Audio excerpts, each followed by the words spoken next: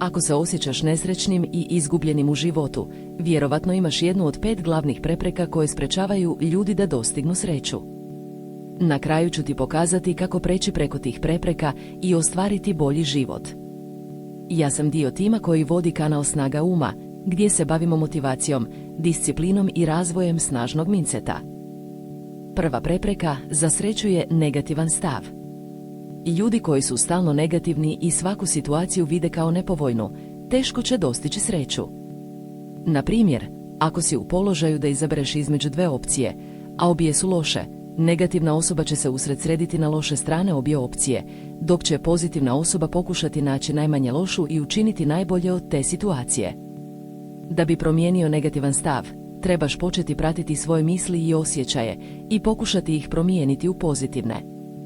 Na primjer, umjesto da kažeš i ovo nikad neće funkcionisati, reci imam šansu da ovo funkcionira i ako ne funkcionira, naučit ću nešto novo.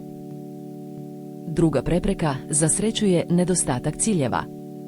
Ljudi koji nemaju jasne ciljeve i ne rade na njihovom ostvarenju, teško će dostići sreću. Na primjer, ako želiš kupiti kuću, moraš imati jasan plan kako to ostvariti, kao što je štednja novca, pronalaženje posla sa dobrim plaćom, itd. Da bi postavio ciljeve, trebaš početi sa malim koracima, kao što je postavljanje kratkoročnih ciljeva koji vode ka dugoročnom cilju.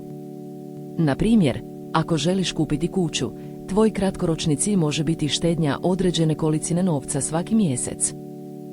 Treća prepreka za sreću je loše navike. Ljudi koji imaju loše navike, kao što je pušenje ili neprestano gledanje televizije, teško će dostići sreću. Na primjer, ako provodiš previše vremena gledajući televiziju, nećeš imati vremena za ostvarenje svojih ciljeva. Da bi promijenio loše navike, trebaš početi sa malim koracima, kao što je smanjenje vremena provedenog gledajući televiziju ili pušenjem.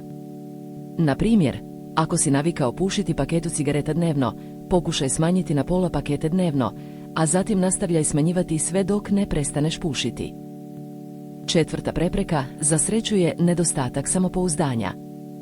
Ljudi koji nemaju samopouzdanja, teško će ostvariti svoje ciljeve i dostići sreću. Na primjer, ako želiš promijeniti posao, ali se bojiš da nećeš biti dovoljno dobar, nećeš nikad pokušati. Da bi razvio samopouzdanje, trebaš početi sa malim koracima, kao što je postavljanje ciljeva koji su dostižni i rada na njihovom ostvarenju.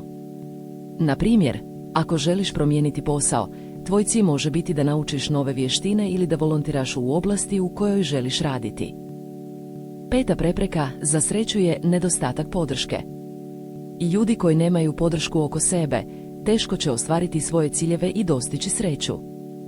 Na primjer, ako želiš kupiti kuću, ali nemate podršku partnerske osobe ili prijatelja, teško ćeš to ostvariti. Da bi našao podršku, trebaš početi sa komunikacijom sa ljudima oko sebe, kao što je razgovor sa partnerom ili prijateljima o svojim ciljevima i težnjama. Na primjer, ako želiš kupiti kuću, poruči partneru ili prijateljima da ćeš trebati njihovu podršku u tome. Sada, kao što sam obećao, ću ti pokazati kako preći preko ovih 5 prepreka i ostvariti bolji život. Ovo su samo neki od koraka koji će ti pomoći da dostigneš sreću. Ako želiš da radiš na sebi i razvijaš mentalnu snagu, zapratite Snaga uma i uključite zvonče.